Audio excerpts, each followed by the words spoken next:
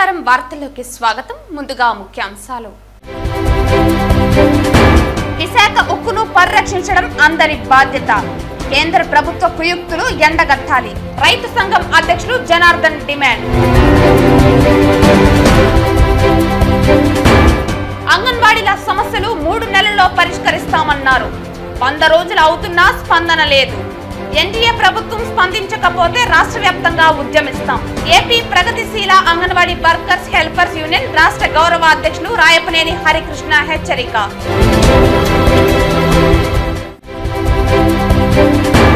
జగన్ చెత్త ఆలోచన రద్దు శుభ పరిణామం. స్మార్ట్ సిటీ నిధులతో కొనుగోలు చేసిన పారిశుద్ధ్య వాహనాలు ఎక్కడ ఉన్నాయి? విచారణకు ఆదేశించండి. స్మార్ట్ సిటీ నిధులను స్మార్ట్ గా వాటాలు పనిచేసుకున్నారు. నగరంలో రోడ్ల మరమ్మతులు చేపట్టండి. తిరుపతి నగరపాలక సంస్థ కమిషనర్ కు బీజేపీ నేత నవీన్ కుమార్ రెడ్డి విజ్ఞప్తి.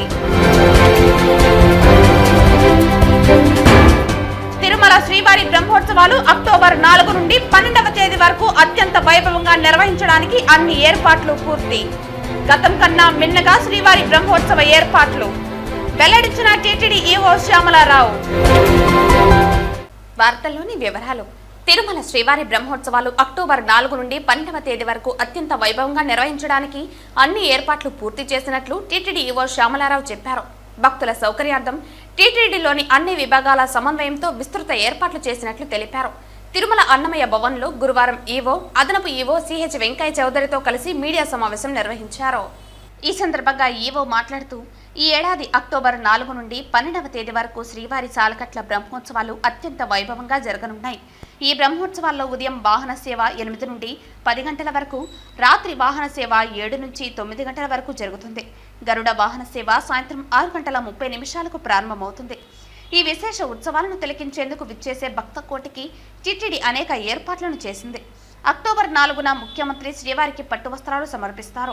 అదేవిధంగా అక్టోబర్ 5వ తేదీ ముఖ్యమంత్రి తిరుమల పాంచజన్యం విశ్రాంతి భవనం వెనుక వైపున 13.45 కోట్లతో నూతనంగా అత్యాధునిక పరికరాలతో నిర్మించిన బకులామాత కేంద్రీయ వంటశాలను ప్రారంభిస్తారు. భక్తుల రద్దీ దృష్ట్యా తిరుమల శ్రీవారి ఆలయంలో పలు ఆర్జిత సేవలు రద్దు చేశారు. భక్తుల అవసరాలను దృష్టిలో ఉంచుకుని రోజుకు 7 లక్షల లడ్డూలను నిల్వ ఉంచామని, భక్తుల సౌకర్యార్థం లడ్డూ కౌంటర్లను 2023లో 54 ఉండగా 2024లో 65 ఉంటే 11 అదనంగా ఏర్పాటు చేశామని తెలిపారు. అలాగే భద్రతపై మాట్లాడుతూ, దాదాపు 1250 మంది టీటీడీ నిఘా మరియు భద్రతా సిబ్బంది, పోలీసు సిబ్బంది దాదాపు 3900 మందిని నియమించినట్లు తెలిపారు. గరుడ సేవకు ప్రత్యేకంగా 1200 మంది పోలీసులతో అదనపు భద్రత ఏర్పాట్లు చేసినట్లు, ఆలయ మాడవీధులు ఇతర ప్రాంతాల్లో 2775 సీసీ కెమెరాల ద్వారా కమాండ్ కంట్రోల్ సెంటర్ నుండి పర్యవేక్షిస్తామన్నారు. అలాగే లక్షలాది భక్తులు వాహన సేవలు వీక్షించేందుకు ఆలయ 4 మాడవీధుల్లో గ్యాలరీలు సుందరంగా తీర్చిదిద్దామని, తిరుమలలో ఎల్ఈడి స్క్రీన్లు గత సంవత్సరం 3 రోజుల పాటు 28 స్క్రీన్లు ఏర్పాటు చేయగా 2024లో 9 రోజుల పాటు 28 స్క్రీన్లు ఏర్పాటు చేశామన్నారు. అలాగే వసతిపై మాట్లాడుతూ, శ్రీవారి బ్రహ్మోత్సవాలకు వచ్చే భక్తులకు అవసరమైన వసతి ఏర్పాటుకు తగు చర్యలు తీసుకున్నామని అన్నారు. అనంతరం ఆరోగ్య శాఖపై మాట్లాడుతూ, శ్రీవారి వార్షిక బ్రహ్మోత్సవాలకు అదనంగా 600 మంది పారిశుద్ధ్య సిబ్బందిని నియమించామని, గత సంవత్సరం 8 మంది, ఈ సంవత్సరం 49 మంది మున్సిపల్ యాజమాన్యం నుండి ఏర్పాటు చేశామని తెలిపారు.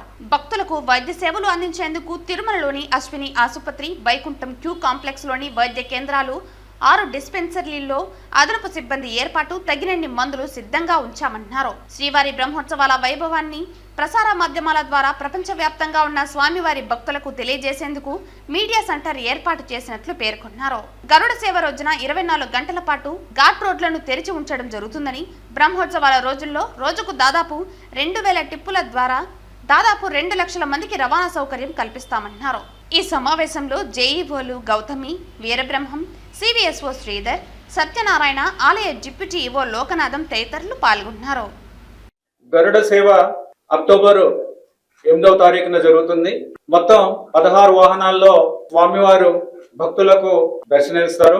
టీటీడీ తరపు నుంచి ఈ బ్రహ్మోత్సవాలు వైభవంగా చేయడానికి అన్ని ఏర్పాట్లు చేశాము.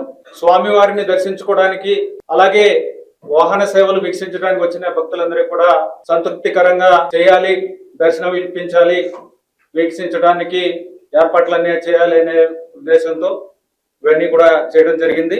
భక్తులకు అన్నప్రసాదాల దగ్గర నుంచి, వసతి దగ్గర నుంచి, సెక్యూరిటీ, అలాగే శానిటేషన్, ఇవన్నీ కూడా ఏర్పాట్లు బాగా చేయడం జరిగింది. ఎక్కడా కూడా ఎవరికి ఇబ్బంది లేకుండా మేము ప్రయత్నిస్తాము. ఈ సందర్భంగా భక్తుల రద్దీ ఉంటుంది కాబట్టి ఆర్జిత సేవలు రద్దు చేయడం, ప్రత్యేక దర్శనాలు అన్ని రద్దు చేయడం జరిగింది. బ్రేక్ దర్శనాలు కూడా ఎక్సెప్ట్ ప్రోటోకాల్ దర్శనం మిగిలినవి కూడా రద్దు చేయడం జరిగింది.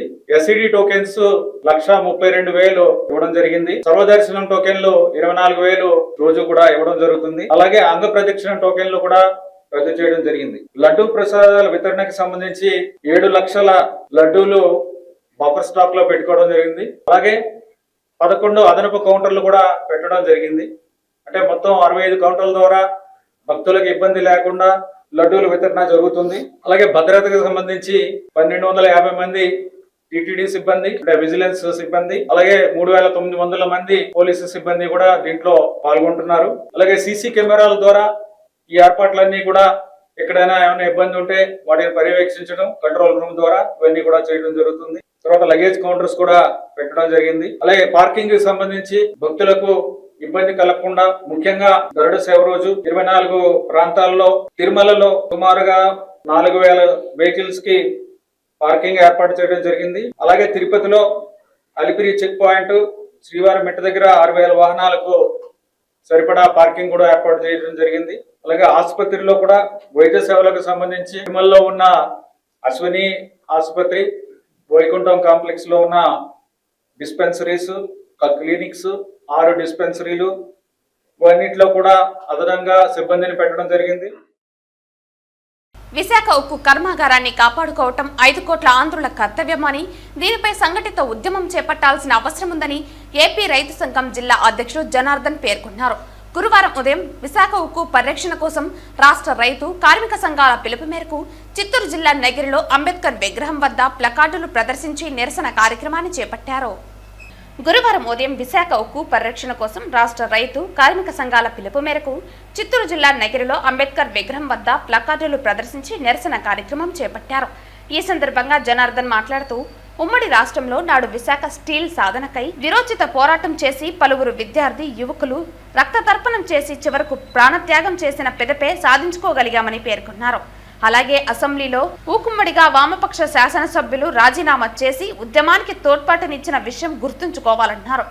దేశంలో ఎన్నో ఉక్కు కర్మాగారాలు ఉన్న విశాఖ స్టీల్ యొక్క సామర్థ్యం, నమ్మకం మరో బ్రాండ్ పైన లేదని, అలాంటి ఉక్కు పరిశ్రమను నిలబెట్టేందుకు కేంద్రం కుయుక్తులు పలకడం దుర్మార్గం అన్నారు. విశాఖ ఉక్కు ఫ్యాక్టరీ భూములు కాజేసేందుకు, ఆదానికి కట్టబెట్టేందుకు ఇలాంటి దుశ్చర్యలకు పాల్పడుతున్నారని పేర్కొన్నారు. రాష్ట్రంలోని కూటమి నేతలు బాబు, పవన్లు సైతం ఈ విషయంపై స్పందించక మౌనం వహించడం దారుణమని తెలిపారు. ఇటీవల 4,000 మంది కార్మికులను స్టీల్ ప్లాంట్ నుంచి తొలగించడం కేంద్ర ప్రభుత్వ చర్యలకు నిదర్శనమన్నారు. వెంటనే కార్మికులను పనిలోకి తీసుకోవాలని, ఫ్యాక్టరీకి స్వంత గనులు ఏర్పాటు చేసి ప్రభుత్వ రంగంలోనే కొనసాగించాలని, లేకపోతే స్టీల్ అథారిటీ ఆఫ్ ఇండియాలో విలీనం చేసి పరిరక్షించాలని డిమాండ్ చేశారు. ఈ కార్యక్రమంలో సిపిఐ నగర కార్యదర్శి వేలన్, ఏఐటీయూసీ షబ్బీర్ బాషా, ఏవైఎఫ్ కార్యదర్శి విజయన్, మురళి, శేఖర్ తదితరులు పాల్గొన్నారు. అట్లాంటి ఉక్కు హక్కు ఆంధ్రప్రదేశ్లో ఉండడం, మనం వైజాగ్లో స్థాపించుకోవడం 1969లో, దానికోసం ఈ రాష్ట్ర ప్రజలందరూ కూడా విద్యార్థులు యువత రోడ్ల నుంచి విశాఖ అని చెప్పి పెద్ద ఉద్యమం చేసి వందల సంఖ్యలో చనిపోయారు. చనిపోతే అసెంబ్లీలో సిపిఐ, సిపిఎం ఎమ్మెల్యేలందరూ కూడా రాజీనామా చేశారు. అప్పటి కేంద్ర ప్రభుత్వం దిగివచ్చి విశాఖపట్నంలో స్టీల్ ఫ్యాక్టరీ పెట్టింది. అట్లాంటి స్టీల్ ఫ్యాక్టరీలో 30,000 మంది కార్మికులు పనిచేస్తున్నారు. దానికి 3,000 ఎకరాల పైన పొలాలు కూడా భూములు ఉన్నాయి. దానికి సొంత గనులు లేవు. ఇప్పుడు దాకా కేంద్ర ప్రభుత్వం సొంత గనులు కేటాయించకుండా ఇబ్బంది పెడతా ఉంది. ప్రైవేట్ ఫ్యాక్టరీకి అయితే ఈరోజు గనులు ఉన్నాయి. అదేవిధంగా ఈరోజు ఏదైనా ప్రైవేట్ సంబంధించి టాటానో, బిర్లానో, అంబానీనో వాళ్ళకైతే గనులు కేటాయిస్తారు. కేంద్ర ప్రభుత్వం ప్రజలది, దీనికోసం గనులు కేటాయించవా? దీన్ని ఆడుకుంటావా? దీన్ని మూసేయాలని చూస్తున్నావు, దీన్ని ఇబ్బంది పెడుతున్నావు. ఇక్కడ కార్మికుల్ని, ఈ ఉక్కు ఫ్యాక్టరీని, ఈ ప్రజలకి ఉపయోగపడేటువంటి ఈ ఫ్యాక్టరీ మీద చాలా కష్టపడి కేంద్ర ప్రభుత్వం వహిస్తూ ఉంది. వచ్చే శీతాకాల సమావేశాల్లో కేంద్ర ప్రభుత్వం మొదట గోవును జాతీయ ప్రాణిగా ప్రకటించి మొదటనే బిల్లు ప్రవేశపెట్టాలని యాదవ హక్కుల పోరాట సమితి జాతీయ కార్యదర్శి వెంకటాద్రి యాదవ్ పేర్కొన్నారు.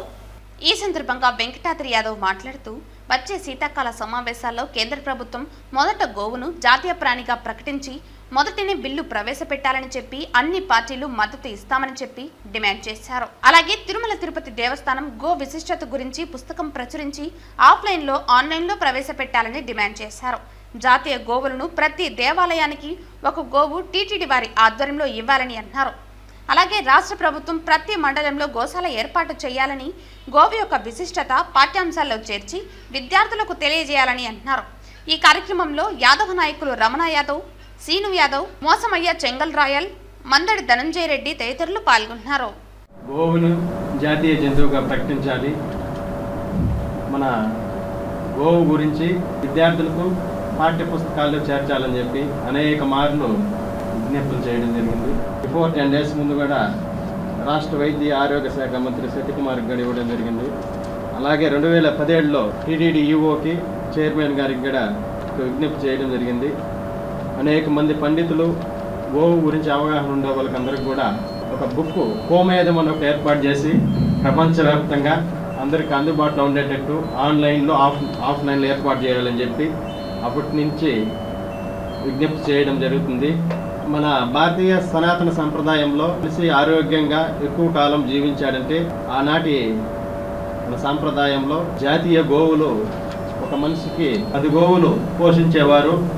అప్పుడు ఆ గోవు పాలైతేనేమి, వెన్నైతేనేమి, మజ్జిగైతేనేమి, పెరుగైతేనేమి ప్రతి ఒక్కటి తీసుకొని ఆరోగ్యవంతంగా ఉంటా ఉన్నారు. ఇప్పుడు ఆ గోవులు చాలా వరకు చాలా కారణాల వల్ల విదేశాలకు వెళ్ళిపోయాయి, నశించాయి. తర్వాత ఈ మెడిసిన్ అనేది ఎక్కువ వాడడం జరిగింది. మనం ఒక 50 years ముందు చూసుకుంటే ఈ ఆవుకు సంబంధించిన పాలు పదార్థాలకు సంబంధించి ఎక్కువ తీసుకుంటూ ఉన్నాము. ఆరోగ్యం చాలా బాగుంది, శక్తివంతంగా ఉన్నాము. ఇప్పుడు అమెరికాలో కానీ యూకేలో అయితేనేమి 90 years 100 years వాళ్ళ క్లైమేటికల్ కండిషన్స్ అన్నీ శుభ్రంగా ఏర్పరచుకున్నారు. మనకి ఏదైతే సనాతన సంప్రదాయంలో గోవు యొక్క విశిష్టత గురించి చాలా క్లుప్తంగా ఉంది చరిత్రలో కూడా. గోవును పరిరక్షించుకుంటే మన హిందూ సాంప్రదాయం అయితేనేమి అందరి ఆరోగ్యాలు కూడా చాలా బాగుంటాయని చెప్పి మరొకసారి కూడా టీటీడీ వారికి, కేంద్ర ప్రభుత్వానికి, రాష్ట్ర ప్రభుత్వానికి విజ్ఞప్తి చేస్తాము.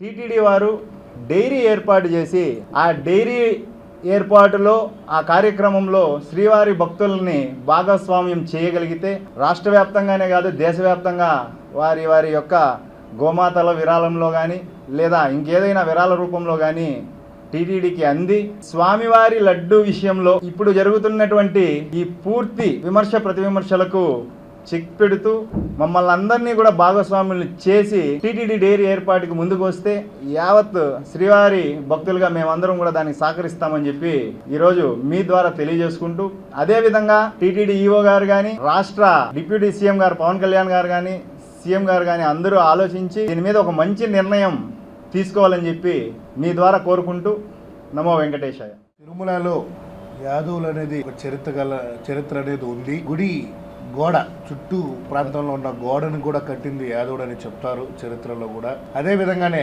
తొలి దర్శనము చివరి దర్శనము యాదవులకే దేవుడు వరవిచ్చారని మన పెద్దలందరూ కూడా చెప్పుకుంటూ వస్తూ ఉంటారు. కావున ఈరోజు ఆయన గత 3 రోజుల క్రితము పాదయాత్ర చేసినప్పుడు బోడి రామచంద్ర యాదవ్ గారు యాదవ్ యువతంతా కూడా ఆయనకి విన్నపం చేసుకోవడం జరిగింది. ఏమనగా సరబాయి యాదవ్ విగ్రహాన్ని అలిపిరి దగ్గర 10 మంది వచ్చి పోయే మన తిరుమలకు అలిపిరి దగ్గర విగ్రహాన్ని స్థాపించమని ఆయనకి అర్జీ కూడా పెట్టడం జరిగింది. దీనికి కూడా టీటీడీ వారు సహకరించాలని, అదేవిధంగా డిప్యూటీ సీఎం పవన్ కళ్యాణ్ గారు కానీ, అదే మన రాష్ట్ర ముఖ్యమంత్రి చంద్రబాబు నాయుడు గారు కానీ దీని పట్ల కొంచెము యాదవులు మనోభావాలు నిలబెట్టాలని కోరుకుంటున్నారు. ఆంధ్రప్రదేశ్లో జగన్ నాయకత్వంలోని వైకాపా ప్రభుత్వం తీసుకొచ్చిన చెత్తపై పన్ను లాంటి చెత్త ఆలోచన విధానానికి ఎన్డీఏ కూటమి సీఎం నారా చంద్రబాబు నాయుడు రద్దు చేస్తున్నట్లు ప్రకటించడం శుభ పరిణామం, అభినందనీయమని బీజేపీ నాయకులు నవీన్ కుమార్ రెడ్డి పేర్కొన్నారు. ఆంధ్రప్రదేశ్ ఆవిర్భావం నుంచి పంచాయతీలకు, పురపాలక సంఘాలకు, నగరపాలక సంస్థలకు ప్రజలు కట్టే ఆస్తి పన్నులతో ఆ ప్రాంతాలలో నివాసం ఉండే ప్రజలకు పారిశుద్ధ్య కార్యక్రమాలు, త్రాగునీరు, వీధి దీపాలు, కాలువల నిర్మాణాలు, రోడ్లు లాంటి కనీస మౌలిక సదుపాయాలు కల్పించడం బాధ్యతగా కొనసాగుతున్న ప్రక్రియను వైకాపా అధికారంలోకి వచ్చిన తర్వాత చెత్తపై పన్ను విధించడంతో ప్రజలలో తిరుగుబాటు నిశ్శబ్ద విప్లవంగా ప్రారంభమైందన్నారు. వైకాపా పాలనలో తీసుకున్న తొందరపాటు చర్యలు, అనాలోచిత నిర్ణయాలు నేడు రాష్ట్ర ప్రజలకు శాపంగా మారాయన్నారు. తిరుపతి నగరపాలక సంస్థలో స్మార్ట్ సిటీ నిధులతో కోట్లాది రూపాయలు ఖర్చు పెట్టి కొనుగోలు చేసిన పారిశుద్ధ్య వాహనాలు ఎన్ని, అవి ప్రస్తుతం ఎక్కడ ఉన్నాయి అన్నదానిపై దర్యాప్తు చేస్తే నమ్మలేని నిజాలు వెలుగులోకి వస్తాయన్నారు. తిరుపతిని సర్వంగా సుందరంగా తీర్చిదిద్దాలనే లక్ష్యంతో కేంద్ర ప్రభుత్వం ఇచ్చిన స్మార్ట్ సిటీ నిధులతో కొనుగోలు చేసిన స్వీపింగ్ మిషన్స్, గల్ఫర్ ఆటోలు, స్కూటర్లు ఎక్కడ పడితే అక్కడ పడేశారని, ఎండకు ఎండుతూ వానకు తడుస్తూ చెత్త కుప్పల్లో తుప్పు పట్టిపోతున్నాయని ఆవేదన వ్యక్తం చేస్తున్నారు. అలాగే తిరుమల శ్రీవారి సాలకట్ల బ్రహ్మోత్సవాలు, దసరా సెలవులతో తిరుపతి నగరానికి ఆధ్యాత్మిక శోభ సంతరించుకుందని, సుదూర ప్రాంతాల నుంచి వచ్చే శ్రీవారి భక్తులను, ప్రముఖులను, నగర ప్రజలను దృష్టిలో ఉంచుకుని నగరంలోని బస్టాండు, రైల్వే స్టేషన్లతో పాటు ప్రముఖ రహదారులలో నగరంలో వర్షాలకు ఏర్పడిన గుంతలను సిమెంట్, కాంక్రీట్, బ్లాక్ ట్యాప్ ప్యాచ్లు వెంటనే వేయాలని, వాహనదారులకు అసౌకర్యం లేకుండా చూడాలన్నారు. తిరుమల శ్రీవారి దర్శనానికి వివిధ రాష్ట్రాల నుంచి వచ్చే భక్తులను దృష్టిలో ఉంచుకుని వర్షాల కారణంగా తిరుపతి నగరంలో అంటువ్యాధులు, విష జ్వరాలు ప్రబలకుండా ప్రతినిత్యం కాలువలను శుభ్రం చేసిన వెంటనే 50 డివిజన్లో బ్లీచింగ్ తో పాటు నిరంతరం దోమల నివారణకు ఫాగింగ్ చేయాలన్నారు. గత 5 సంవత్సరాలు వైఎస్ఆర్ కాంగ్రెస్ పార్టీ ప్రభుత్వం అధికారంలో ఉన్నప్పుడు చెత్త మీద పన్ను అనే ఒక చెత్త ఆలోచనని తీసుకొచ్చి రాష్ట్ర ప్రజలందరినీ కూడా ఇబ్బంది పెట్టడం జరిగిందండి. ఆ రోజు ప్రజలు చెత్త పన్ను మీద విధించినప్పుడు చాలామంది నివురు గప్పిన నిప్పులాగా రాష్ట్ర ప్రభుత్వం మీద వ్యతిరేకత చూపించారు. ఈరోజు ఎన్డీఏ కూటమి అభ్యర్థి సీఎం నారా చంద్రబాబు నాయుడు గారు చెత్త పన్నుని రద్దు చేస్తామని చెప్పి ప్రకటించడాన్ని మనస్ఫూర్తిగా స్వాగతిస్తున్నాము, అభినందిస్తున్నాము. అదేవిధంగా నగరపాలక సంస్థ తిరుపతికి సంబంధించి స్మార్ట్ సిటీ నిధులండి కర్పూర హారతిలాగా కరిగించేశారు. నేను కమిషనర్ గారికి విజ్ఞప్తి చేస్తున్న స్మార్ట్ సిటీ నిధులతో గత 5 సంవత్సరాలు ఎక్కడెక్కడ ఆటోలు కొనుగోలు చేశారు, స్కూటర్లు కొనుగోలు చేశారు, అదేవిధంగా నైట్ స్వీపింగ్ అని చెప్పి వెహికల్స్ కొనుగోలు చేశారు, టిప్పర్లు కొనుగోలు చేశారు. అవన్నీ కూడా ఈరోజు కొన్ని చోట్ల చెత్త కుప్పల్లో దర్శనమిస్తున్నాయి. ఎండకు ఎండుతూ వానకు తడుస్తూ తుప్పు పట్టిపోయాయండి. ప్రజాధనాన్ని అంత చెత్త కుప్పల్లో వేసినటువంటి అధికారుల మీద శాఖాపరమైనటువంటి చర్యలు తీసుకోవాలని డిమాండ్ చేస్తున్నాను. అదేవిధంగా ఈరోజు రోడ్లు తిరుపతి నగరంలో బ్రహ్మోత్సవాలు ప్రారంభమైనాయి. ఈరోజు కొండకు జనం పోటెత్తున్నారు, భక్తులంతా కూడా విఐపీలు వస్తున్నారు. ఏదైతే ప్రధాన రహదారులతో పాటు నగరంలో 50 డివిజన్లు ఉన్నాయో అక్కడంతా కూడా ఈరోజు వర్షాలకి రోడ్లన్నీ గుంతలమయమైపోయాయి. అక్కడ CC patches, BT tar road పోయిన చోట తార్ రోడ్డు వేసి ప్యాచ్లన్నీ కూడా సక్రమంగా చేయాలని చెప్పని, ఎందుకంటే వాహనాల్లో పోయే ప్రజలు అనేక ఇబ్బందులు పడుతున్నారండి. అదేవిధంగా ఇతర రాష్ట్రాల నుంచి వేలాది మంది, లక్షలాది మంది గరుడ సేవకి భక్తులు వస్తారు కాబట్టి వాళ్ళని దృష్టిలో పెట్టుకొని తిరుపతి నగరంలో విష జ్వరాలు, అంటువ్యాధులు ప్రబలకుండా ముందస్తు చర్యల్లో భాగంగా 50 డివిజన్లలో ప్రతిరోజు కూడా కాలువలు శుభ్రం చేయాలి, బ్లీచింగ్ వేయాలి. ముఖ్యంగా ఫాగింగ్, దోమల బెడద లేకుండా ఫాగింగ్ అనే ఒక నిరంతర ప్రక్రియలాగా తిరుపతి నగరంలో కొనసాగించాలని చెప్పి నేను విజ్ఞప్తి చేస్తూ, ఈ స్మార్ట్ సిటీ నిధులే ఏదైతే గత 5 సంవత్సరాలు ఎక్కడ ఖర్చు పెట్టారు, ఎందుకు ఖర్చు పెట్టారు, ఆ కొనుగోలు చేసినటువంటి వాహనాలు ఎక్కడున్నాయి అన్న దాని మీద సమగ్రమైనటువంటి దర్యాప్తుకు నగరపాలక సంస్థ గారు ఆదేశిస్తే నమ్మలేని నిజాలు, అవినీతి అక్రమాలు వెలుగులోకి వస్తాయని చెప్పని నేను విజ్ఞప్తి చేస్తున్నానండి. తాము అధికారంలోకి వస్తే 3 నెలల్లోనే అంగన్వాడీ వర్కర్ల సమస్యలను పరిష్కరిస్తామని ఎన్నికలకు ముందు ఎన్డీఏ కూటమి ఇచ్చిన హామీని 100 రోజులవుతున్నా ఇంతవరకు పట్టించుకున్న పాపాన పోలేదని ఏపీ ప్రగతిశీల అంగన్వాడీ వర్కర్స్ హెల్పర్స్ యూనియన్ రాష్ట్ర గౌరవ అధ్యక్షులు రాయపనేని హరికృష్ణ విమర్శించారు. బుధవారం తిరుపతి నారాయణపురంలోని ఐఎఫ్టీయూ కార్యాలయంలో యూనియన్ ఉమ్మడి జిల్లా కమిటీ సమావేశం జిల్లా అధ్యక్షురాలు భారతి అధ్యక్షతన జరిగింది. ఈ సమావేశానికి ముఖ్య అతిథిగా విచ్చేసిన రాయపనేని హరికృష్ణ మాట్లాడుతూ, ఈ నెల 10వ తేదీ నాటికి ఎన్డీఏ ప్రభుత్వం అధికారంలో వచ్చి 4 నెలలు అవుతుందన్నారు. మేనిఫెస్టోలో అంగన్వాడీల సమస్యల పరిష్కారానికి 3 నెలల సమయం చాలని ప్రకటించిన పాలకులు ఇప్పటి వరకు ఈ సమస్య పరిష్కారానికి కనీసం ఆలోచన కూడా చేయకపోవటం బాధాకరమన్నారు. ఇప్పటికైనా అంగన్వాడీల జేఏసీని పిలిచి సమస్య పరిష్కారానికి చర్యలు జరపాలని ఆయన డిమాండ్ చేశారు. ఆంధ్రప్రదేశ్లో అంగన్వాడీ వర్కర్లకు 11,500 వేతనం ఇస్తుంటేనే పక్కనే ఉన్న తెలంగాణలో 13,650 వేతనం చెల్లిస్తున్నారని అన్నారు. ఇప్పటికైనా అంగన్వాడీ వర్కర్లకు కనీస వేతనం చెల్లించే దిశగా ప్రభుత్వం కృషి చేయాలన్నారు. మినీ సెంటర్లను తక్షణం రద్దు చేసి మెయిన్ సెంటర్లుగా మార్చాలని, అంగన్వాడీల హక్కులను పరిరక్షించే దిశగా ప్రభుత్వ చర్యలు తీసుకోవాలన్నారు. సమస్యల పరిష్కారానికి ప్రభుత్వం స్పందించకుంటే జేఏసీ ఆధ్వర్యంలో మరోసారి రాష్ట్ర వ్యాప్తంగా ఉద్యమాలకు శ్రీకారం చుడతామన్నారు. రాష్ట్ర ప్రధాన కార్యదర్శి ఆర్వి జ్యోతి మాట్లాడుతూ ఎఫ్ఆర్ఎస్ యాప్ ను తక్షణం రద్దు చేయాలని డిమాండ్ చేశారు. గత ప్రభుత్వంలో చర్చలు జరిగినా ఇంతవరకు ప్రధానమైన డిమాండ్లు ఏవీ పరిష్కారం కాలేదని ఆవేదన వ్యక్తం చేశారు. నూతన ప్రభుత్వంపై నమ్మకంతో అంగన్వాడీ వర్కర్లు ఇప్పటి వరకు వేచి చూశారని, మరింత ఆలస్యమైతే పోరాటాలకు నడుం బిగిస్తామని అన్నారు. జిల్లా అధ్యక్షురాలు భారతి మాట్లాడుతూ అంగన్వాడీలను ప్రభుత్వ ఉద్యోగులుగా గుర్తించాలనే డిమాండ్ ఇప్పటికీ అమలు కాలేదన్నారు. అయినప్పటికీ ప్రభుత్వం అందించే పథకాలు ఏవీ కూడా వర్కర్లకు అమలు కాని దుస్థితి ఉందన్నారు. దుర్భర జీవితాలను అనుభవిస్తున్న అంగన్వాడీలకు ప్రభుత్వ పథకాలు అన్ని అమలు చేయాలని, అలాగే ఇంటి స్థలాలు కూడా ఇవ్వాలని డిమాండ్ చేశారు. ప్రధానంగా గత ప్రభుత్వంలో తీవ్రమైన రాజకీయ వేధింపులను అంగన్వాడీ వర్కర్లు ఎదుర్కొని మానసిక క్షోభకు గురయ్యారని తెలిపారు. ఎన్డీఏ పాలనలో ఈ పరిస్థితి పునరావృతం కాకుండా సీఎం చర్యలు తీసుకోవాలని ఆమె కోరారు. ఈ కార్యక్రమంలో ఏపీ ప్రగతిశీల అంగన్వాడీ వర్కర్స్ హెల్పర్స్ యూనియన్ నాయకురాళ్లు శోభ, వెంకటరత్నం, అలాగే వెంకటరత్న తదితరులు పాల్గొన్నారు. ఉద్యోగ కార్మిక సమస్యల్ని పక్కదారి పట్టించడానికి ఉపయోగపడుతుంది తప్ప సమస్యలు పరిష్కరించాలనే ఉద్దేశం ప్రభుత్వానికి చిత్తశుద్ధి లోపించిందన్న భావన కలగదు. మనం కూడా కొత్తగా ప్రభుత్వం అధికారంలోకి వచ్చింది, వారి బ్రీతింగ్ టైం అంటాం, ఒక ఊపిరి పీల్చుకోవాల్సిన టైం ఇవ్వాలనే ఆలోచన చేశాం. 4 నెలలు పూర్తయింది. మనమే వెళ్ళి సంఘాల వారీగా రిప్రజెంటేషన్ ఇచ్చాం. ఇప్పటికైనా ప్రభుత్వం పట్టించుకొని మన సమస్యల్ని పరిష్కరించాలి. వేతనాలు ఎంత పెంచాలో చెప్పాలి. ఇప్పటికీ 2150 రూపాయలు తెలంగాణ కన్నా మనకి తేడా ఉంది. అదేవిధంగా మనం కోరుకున్న విధంగా వేతనాలు పెంచాలి. అదేవిధంగా ఎఫ్ఆర్ఎస్ యాప్ గత ప్రభుత్వం రద్దు చేసింది, ఈ ప్రభుత్వం మళ్ళా కొనసాగిస్తూ ఉంది. అదేవిధంగా మిగతా అంశాలన్నిటి పట్ల కూడా ఈ ప్రభుత్వం బాధ్యతగా వ్యవహరించాలని చెప్పేసి, అలా లేని పక్షంలో మళ్ళా ఇది లేని పరిస్థితుల్లో, గత్యంతరం లేని పరిస్థితుల్లో అంగన్వాడీని ఉద్యమాల వైపు నెట్టొద్దని చెప్పని ఈ సందర్భంగా మనం కోరుకుంటున్నాం. అలా కాని పక్షంలో మళ్ళా రాష్ట్ర వ్యాప్తంగా మరో ఉద్యమానికి తెరదీయడానికి అంగన్వాడీలు సిద్ధంగా ఉన్నారు. తిరుచానూరులోని బండ్ల మిట్ట వీధి డోర్ నెంబర్ 1-17/Cలో తమ అమ్మమ్మ ఎల్లమ్మ స్థలంలో కాపురముంటూ దుకాణం నడుపుకుంటున్నారని అక్టోబర్ 1న సాయంత్రం 4 గంటలకు కొందరు తమ షాపుపై దాడికి దిగి మొత్తం రేకుల షెడ్ను తోసివేశారని బాధితురాలు చక్రపాణిరెడ్డి కుమార్తె అనూష ఆవేదన వ్యక్తం చేశారు. తిరుపతి ప్రెస్ క్లబ్లో గురువారం మీడియా ముందు చెల్లెలతో కలిసి అనూష మాట్లాడుతూ జయచంద్ర, రమేష్, ప్రసాద్, లక్ష్మీదేవి వచ్చిన దుండగులు ఇది మా షాపని మొత్తం ఖాళీ చేయాలని చెబుతూ చూస్తుండగానే తమ కళ్ల ముందే తమ షాపును కూల్చివేశారని ఆరోపించారు. తమకు న్యాయం చేయాలని పోలీసును కోరినా ఫలితం లేదన్నారు. మీడియా ద్వారా అయినా తమకు న్యాయం జరగాలని తెలియజేశారు. మేము తిరుచానూరు గేట్ నెంబర్ 5 దగ్గర మా మీద దాడి జరిగింది.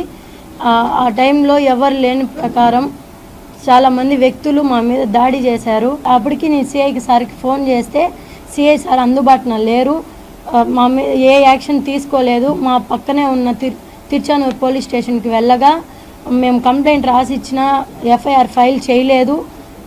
మేము ఇచ్చిన కంప్లైంట్ కాకుండా వేరే కంప్లైంట్ కట్టి సిఐ సార్ దగ్గరికి వెళ్ళి మేము మాట్లాడినప్పుడు సార్ వాళ్ళ ల్యాండ్లో వాళ్ళ ఇష్టము అనేసి అని మా మీద ఇది చేశారు. మా మీద ఎటువంటి చర్యలు తీసుకోలేదు. మేము అక్కడ ఉన్న టైంలో నేను ఒక్కటే ఉన్నప్పుడు ఒక 40 మంది వ్యక్తులు నా మీద దాడి చేశారు. దానికి సంబంధించిన ఫోటోలు, వీడియోలు అన్నీ నా దగ్గర ఉన్నాయి. పైన వ్యక్తులు ఉన్న వాళ్ళు వచ్చి చర్యలు తీసుకోవాల్సిందిగా కోరుతున్నాను. దాడి చేసిన వాళ్ళు జయచంద్ర, రమేష్, ప్రసాద్, లక్ష్మీదేవి అనే వ్యక్తులు మా మీద దాడి చేశారు. వాళ్ళకి సంబంధించిన 30 మంది పని చేసే వాళ్ళు మా మీద వచ్చి మమ్మల్ని కొట్టి, మమ్మల్ని హింసించి ఎక్కడంటే అక్కడ కొట్టారు. కమ్మీలతో, రాడ్లతో కొట్టారు. ఏమి అని అడిగితే మీకేం సంబంధము అంటే మీరు బయట వెళ్తారా లేదా మిమ్మల్ని చంపేదానికి కూడా మేము వెడకాడము అనే మా మీదకి మాట్లాడారు. వాళ్ళు రమేష్ అనే అతను ఎక్కువ తీవ్రంగా నన్ను రాడ్లతో కొట్టాడు. దానికి సంబంధించిన వీడియోలు కూడా మా దగ్గర ఉన్నాయి. మేము షాప్లో ఉంటే ల్యాండ్ మాది అని వచ్చి మా మీద దాడి చేశారు. తిరుచానూరు గేట్ నెంబర్ 5 1-37/C ఆ ల్యాండ్కి సంబంధించింది. మేము మా తల్లిదండ్రులు లేనప్పుడు మా మీద దాడి జరిగింది. అంత చూసుకొని జేసీబీతో వచ్చి అంత పడగొట్టారు. మా సామాన్లు అన్నీ అలానే ఉన్నాయి.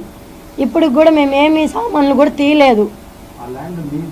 మాదే, మా దగ్గర మా మీద ఉంది. మా ఎర్రమ్మ మా అమ్మమ్మ పేరు మీద ఉంటే పసుపు కుంకాల తరపున మా అమ్మగారికి ఇచ్చారు. మేము అక్కడ రేకుల షెడ్ వేసుకొని అక్కడే ఉన్నాము. మా పేరు మీద మీటర్లు ప్రతి ఒక్కటి మా పేర్ల మీదే ఉన్నాయి. అయినా కూడా సిఐ గారు మా పేపర్లు ఏవి చూడకుండా వాళ్ళ ల్యాండ్ అని చెప్పి ప్రోత్సహించారు. దానివల్ల ఇవన్నీ జరిగాయి. చిత్తూరు జిల్లా పుంగునూరులో చిన్నారి ఆస్ఫియా అంజం మృతి ఘటనపై రాష్ట్ర మహిళా కమిషన్ సభ్యురాలు షేక్ రుకియా బేగం పర్యటించి ఉదయం 11:30 చిన్నారి కుటుంబ సభ్యులను పరామర్శించారు. ఈ ఘటనలో దోషులు ఎంతటి వారైనా వదిలే ప్రసక్తే లేదని ఆమె తెలిపారు. పుంగునూరులో చిన్నారి ఆస్ఫియా అంజం మృతి ఘటనపై రాష్ట్ర మహిళా కమిషన్ సభ్యురాలు షేక్ రుకియా బేగం పర్యటన సాగించారు. ఉదయం 11:30 చిన్నారి కుటుంబ సభ్యులకు పరామర్శించారు. మధ్యాహ్నం 12:15 పోలీసు ఉన్నతాధికారులతో సమావేశమయ్యారు. అనంతరం ఆమె మీడియాతో మాట్లాడుతూ రాష్ట్రంలో ఇలాంటి సంఘటనలు పునరావృతం కాకుండా చర్యలు తీసుకుంటామని పేర్కొన్నారు. ఈ ఘటన విషయం సీఎం చంద్రబాబు నాయుడు దృష్టికి తీసుకువెళ్తామన్నారు. ఈ ఘటనలో దోషులు ఎంతటి వారైనా వదిలే ప్రసక్తే లేదని తెలిపారు. ఇలాంటి ఘటన ఇంకొకసారి జరగకూడదని నేను కోరుకుంటున్నాను. ప్రతి ఒక్కరికి ఈ ఊరంతా మనసులందరికీ కలిసివేసేసింది. ఇది చాలా అన్యాయం అని అనిపిస్తుంది. ఆ దుస్తుల్ని వీళ్ళు మాత్రం వాళ్ళు వదిలిపెట్టేటట్లేరు. పోలీస్ డిపార్ట్మెంట్ చాలా చక్కగా కష్టపడుతున్నారు.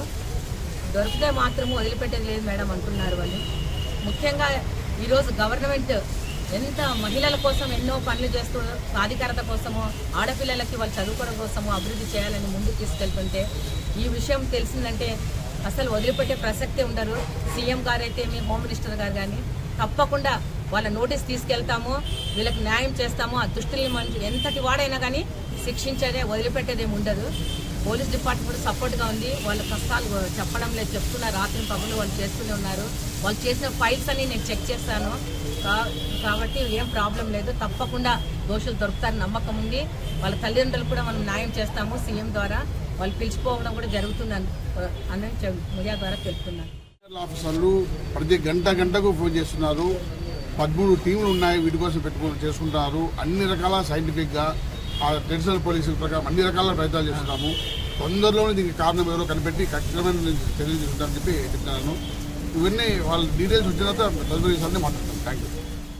వార్తలు ముగించే ముందు ముఖ్యాంశాలు మరోసారి. విశాఖ ఉక్కును పరిరక్షించడం అందరి బాధ్యత. కేంద్ర ప్రభుత్వ కుయుక్తులు ఎండగట్టాలి. రైతు సంఘం అధ్యక్షులు జనార్దన్ డిమాండ్. అంగన్వాడీల సమస్యలు 3 నెలల్లో పరిష్కరిస్తామన్నారు.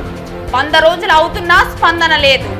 ఎన్డీఏ ప్రభుత్వం స్పందించకపోతే రాష్ట్ర వ్యాప్తంగా ఉద్యమిస్తాం. ఏపీ ప్రగతిశీల అంగన్వాడీ వర్కర్స్ హెల్పర్స్ యూనియన్ రాష్ట్ర గౌరవ అధ్యక్షులు రాయపనేని హరికృష్ణ హెచ్చరిక.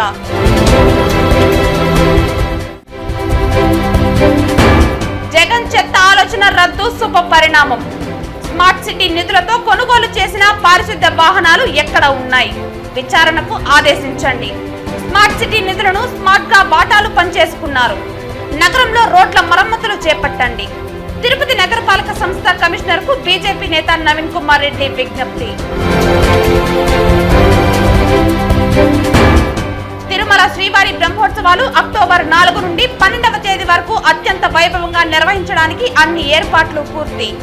గతం కన్నా మిన్నగా శ్రీవారి బ్రహ్మోత్సవ ఏర్పాట్లు వెల్లడించిన టీటీడీ ఈవో శ్యామలారావు. ఈ వార్తలు ఇంతటితో సమాప్తం. తిరిగి వార్తల్లో మళ్ళీ కలుద్దాం. అంతవరకు సెలవు. నమస్కారం.